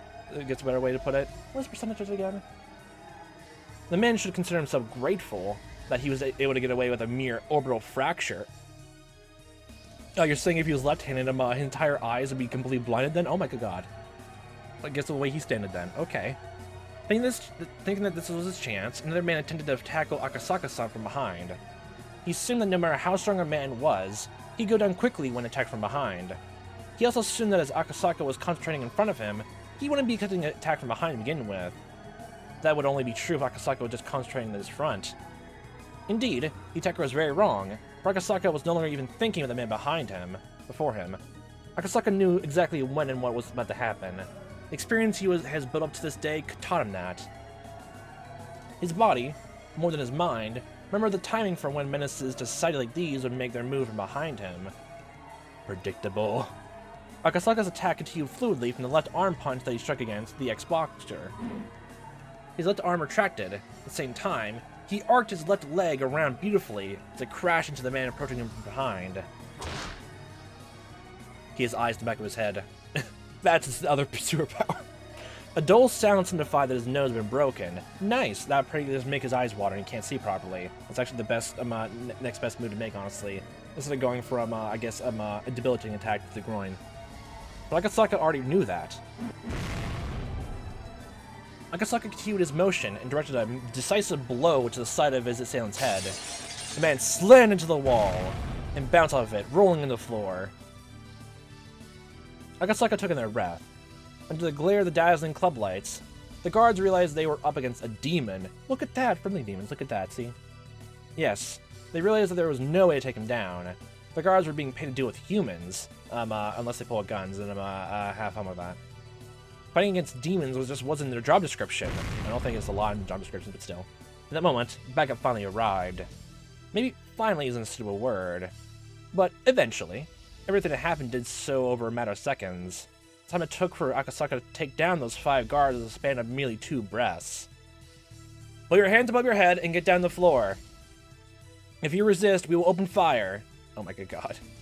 Thanks to Akasaka's furious action, the flow of events was already set.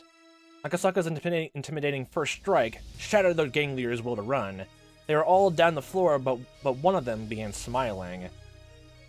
You shouldn't touch me. It'll lead to an international incident. Akasaka grabbed him by the collar and threw him against the concrete wall.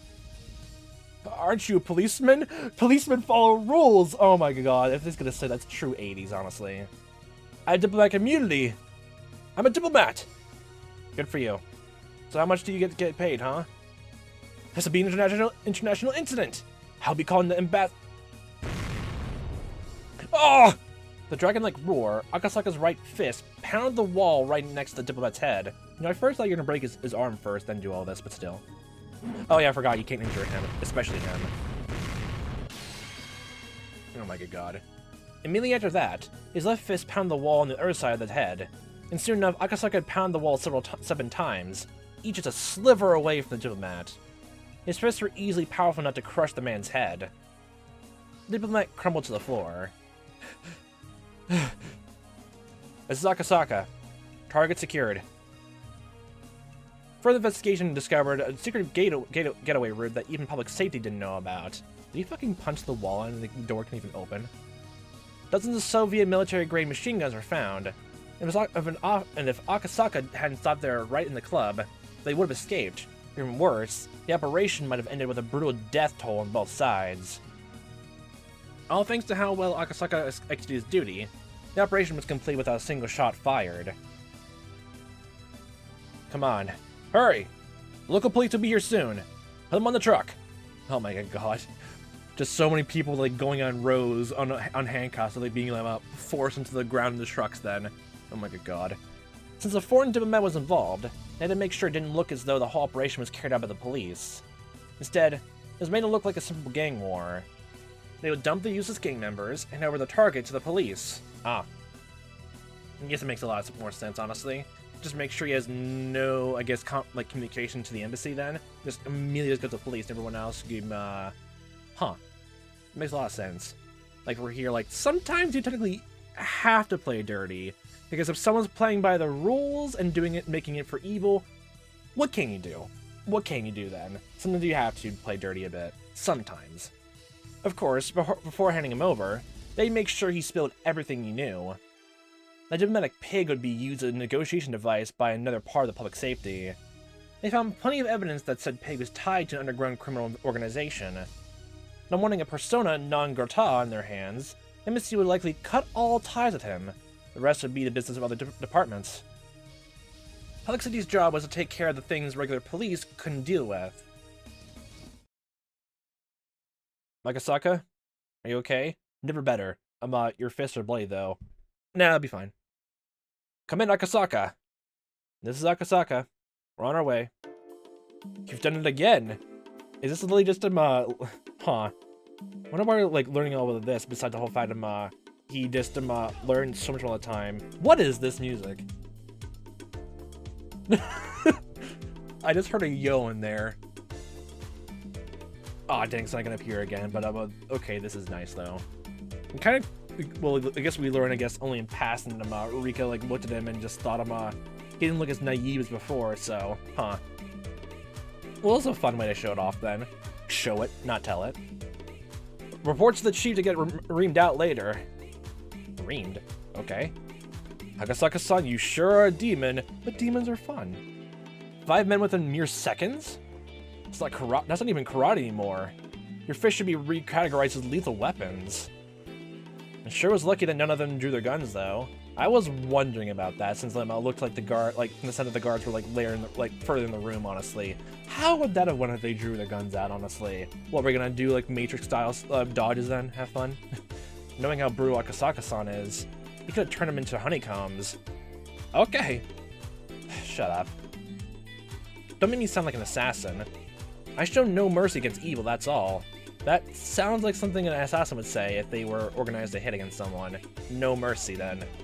You're Your two little statements are contradicting each other, okay?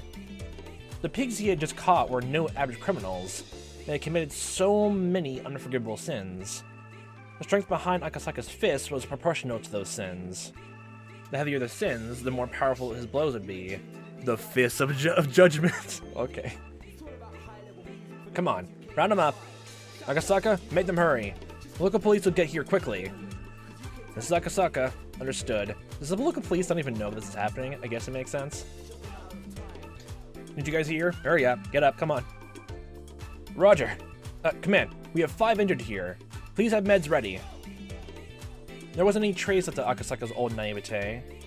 He had grown to be the vigilant ace of his department.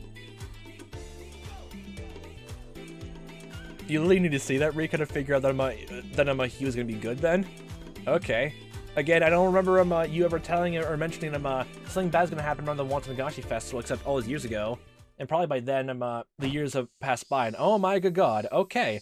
Okay, we're looking at his training now. Oh my good gosh. Are those, I'm assuming those are bamboo swords in the left wall there? Akasaka was training inside a dark dojo filled with the smell of sweat and mold. Mold? The dojo was located in the middle of downtown, in a small building. It wasn't that big, and they weren't that well equipped either. It certainly didn't look like a dojo where a person as skilled as Akasaka would train. That's the best cover, though. There were only 3 or 4 students here, including Akasaka. This was the dojo he picked. To Akasaka, karate was certainly a weapon for crushing his enemies, but now he was seeking something further from it. Peace? I don't know. To achieve his goal, a dojo with many young students having actual physical lessons wouldn't work. He had gone to so many different dojos, and this was the one he finally settled on. Every time Akasaka punched a sandbag, the heavy thud of his punch and the clang of the sandbag's chain would echo. He wasn't just punching blindly. He thought first, developed those thoughts, and then punch! It was more of a deep and low vibration than a proper sound, and just reverberating echo through the entirety of the walls, ceiling, and the floor, honestly, into everyone's goddamn, rattling skulls. Drops of sweat scattered, and the dust welled up in the air.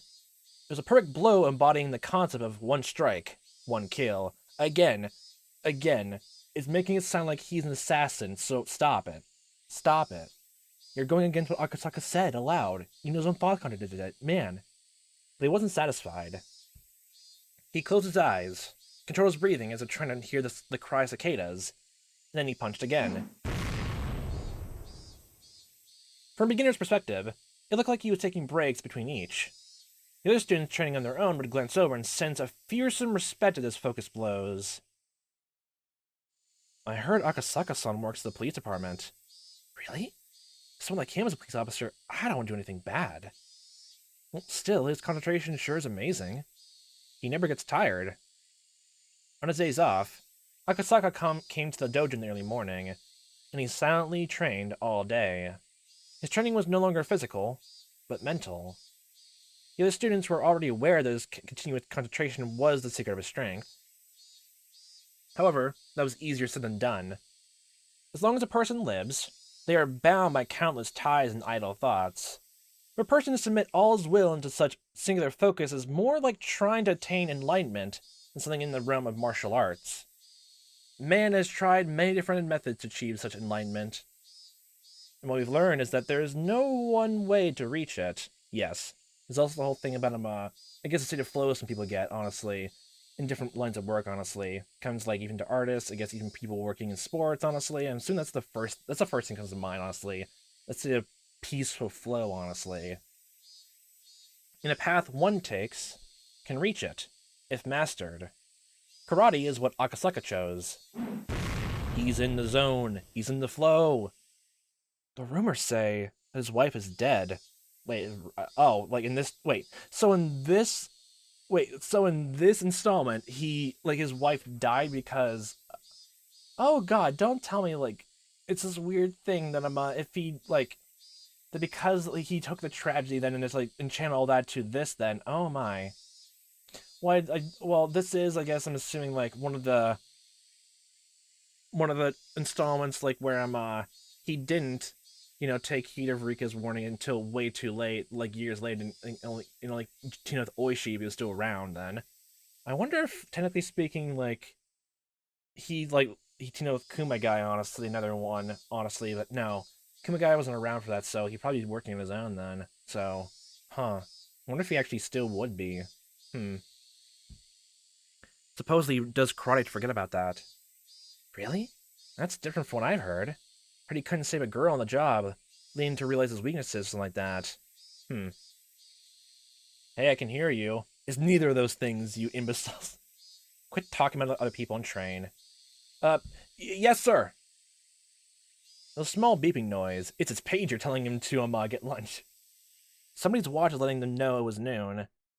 Akasaka, we're gonna get some lunch. Oh, I called it! We're gonna get some food here! Can we get you some too? Sure. I don't care what you get. Thanks. Akasaka was more pleased to be alone in the dojo than to have anyone bring him lunch. They left. Silence filled the building. Shit. My focus dissipated because they were talking about me. But that happened because that bit of small talk that meant he had much more training to do. Okay, then, you're taking it a lot far. Okay. He had to train much harder if he wanted to achieve enlightenment. Okay. He focused again, started to punch the sandbag. The sound was a lot lighter than before, and obviously the strength in his fist was no longer there.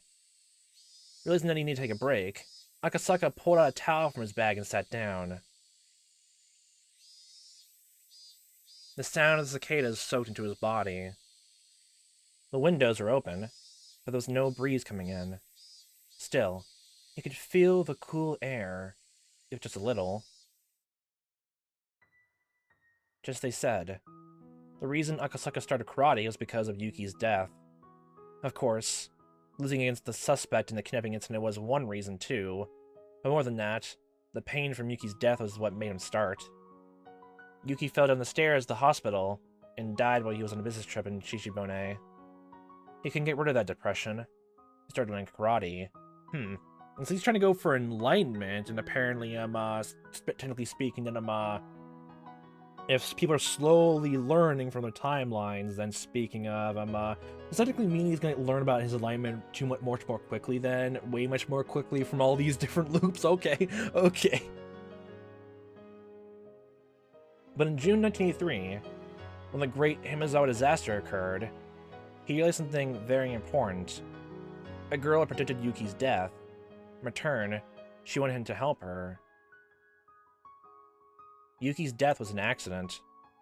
He could have told himself that there was nothing he could have done, but as for the girl, Rika Furui's death was different. She knew about her own death 5 years prior. When the disaster occurred, he remembered Oishi and called him to make sure he was okay. Then found out about everything. When he was caught up, he fell into despair. Rika Furui was the turning point in his life.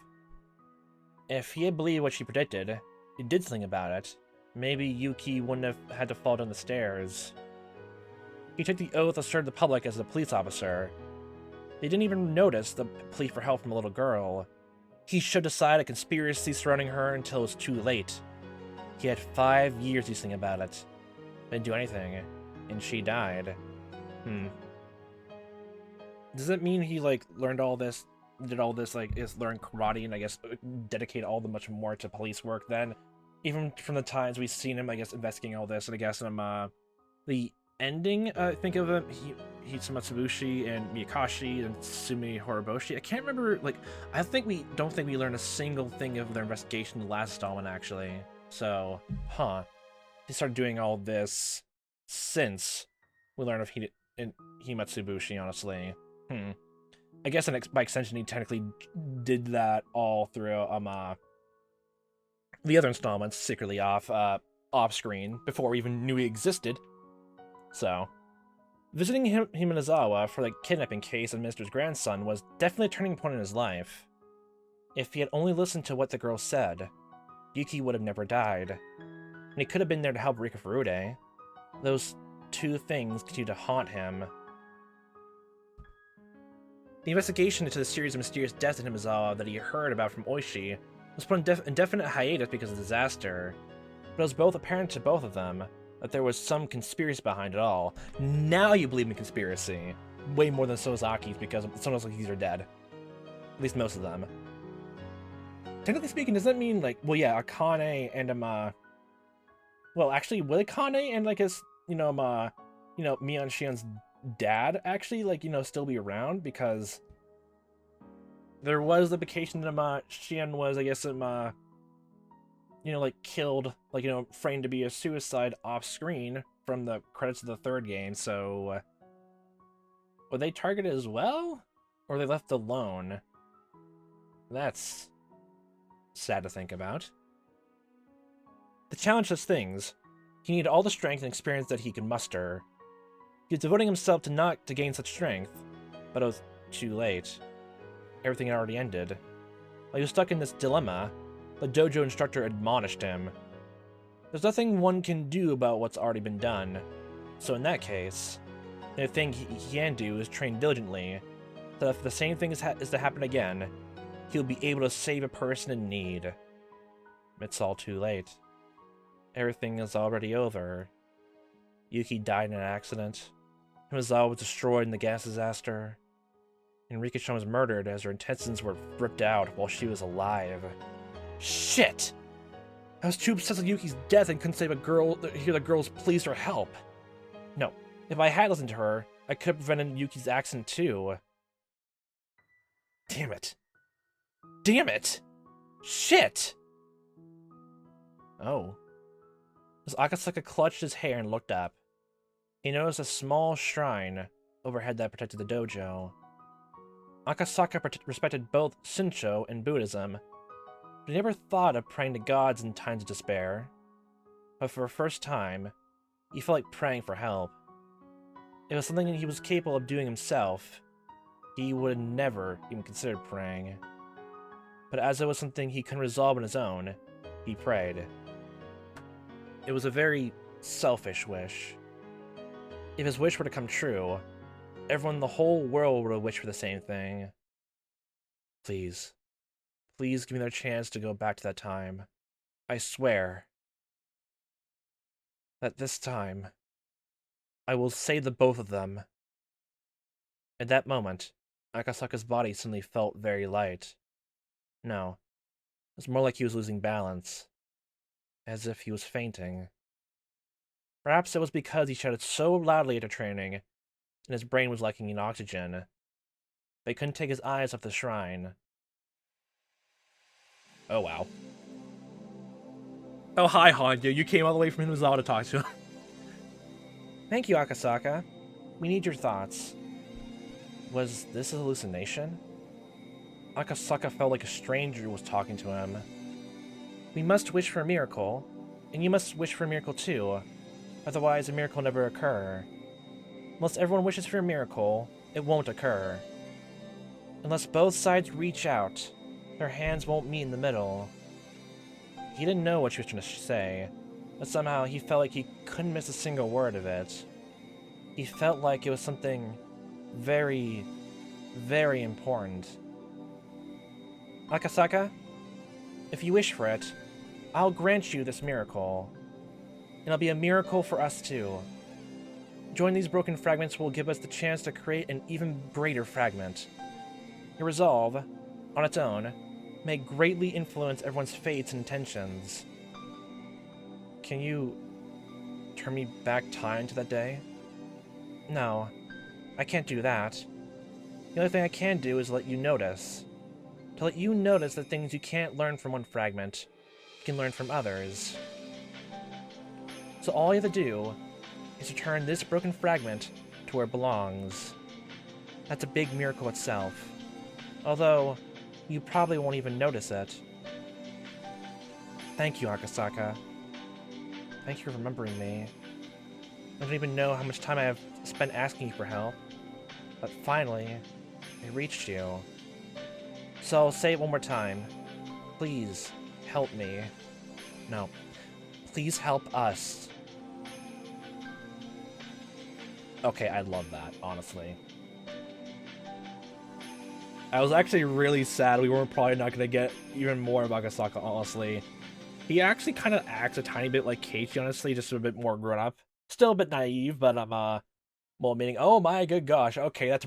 No! That's cracked again! No! No! No! No! How could you? How could you? Aw. My good god. But, like, I actually hope we actually get to see him again. Like, even after all that. And, like, the tips weren't honestly cutting it. Like, for the ending of each one. Oh, I'm happy. I'm happy. Well, I won't be happy until he actually appears in person later. He better. He better. He's cool. He's a good person. Nice. And now this should all fix it up. I'm just now piecing a giant, like, crystallized diamond, honestly. And all these little fragments are just all perfectly lined to place like one giant big puzzle piece. It was long. It really was long. Are you okay? A tiny bit exhausted, but don't worry. Is your spirit still alive?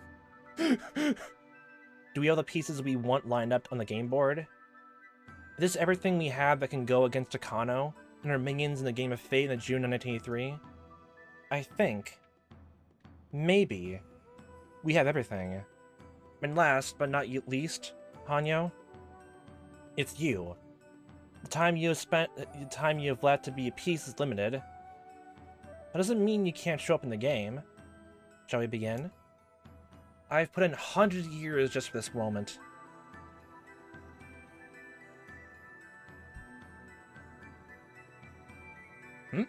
Oh. Okay. Thought something else was gonna happen there a bit. Okay.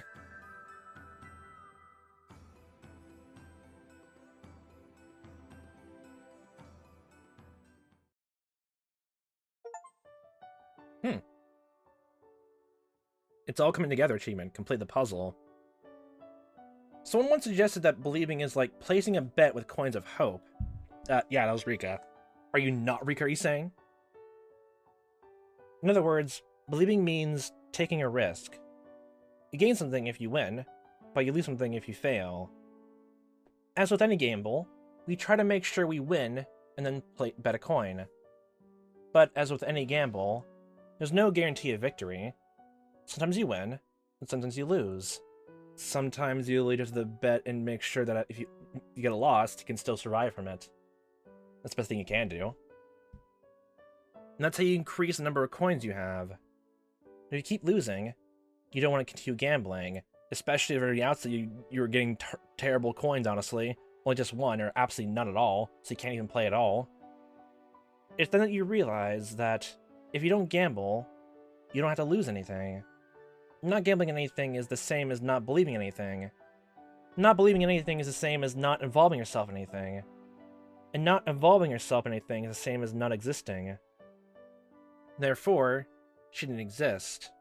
Are you talking about Rika, like, didn't exist most of the time? So, like, are you saying that Rika always acted like that? In the very first loop, she was just there in the background the entire time? Okay. The one coin she had in her heart was the last one. If she lost it, she'd disappear. That was why she was hesitating to make a bet. She'd been running, trying not to get involved in any type of match, because she's afraid of betting it by accident. But just like in a game of poker, she could lose her coin by folding. She tried not to lose her last coin. That meant she was going to lose it eventually anyway. That's something she didn't know. Actually, I didn't know at the time either. The more coins bet into the pool, the higher chances of winning this game. In other words, the more frightened we are, the more we'll keep losing the game before us. It's just like carrying a portable shrine. It's impossible to carry such a heavy thing by oneself. But when people put their strength together, they can lift it easily. There's a clear borderline between too heavy to lift and easy lifted. It's just like how the balance on a scale tips just a little bit of weight. The big, heavy shrine before us couldn't be lifted. Everyone tried their hardest to raise it, but couldn't. I didn't help because I was sure one couldn't budge. I don't participate in games I know I can't win. Okay, you're mixing with Mio's whole thing now. Okay, please stop. Don't learn that from her, please don't. So I didn't bet my coin. But that was wrong of me. Wait, oh my god, that means both you, like, both Rika and you, Hanyo, a literal god, got taken in by Mio's whole thing. Oh my good god, that's so funny, honestly. That is so funny, honestly. Okay. My good god. Maybe the portable shrine could have been lifted if I joined. For the longest time, I had been pretending to be a bystander. I always thought I was just there to find out my coin was worth betting or not. But that was wrong. I'm not just an onlooker, nor should I be a bystander. I should have participated. The game I've been facing doesn't look like a game I can win. It doesn't look like a game at all that's worth betting on.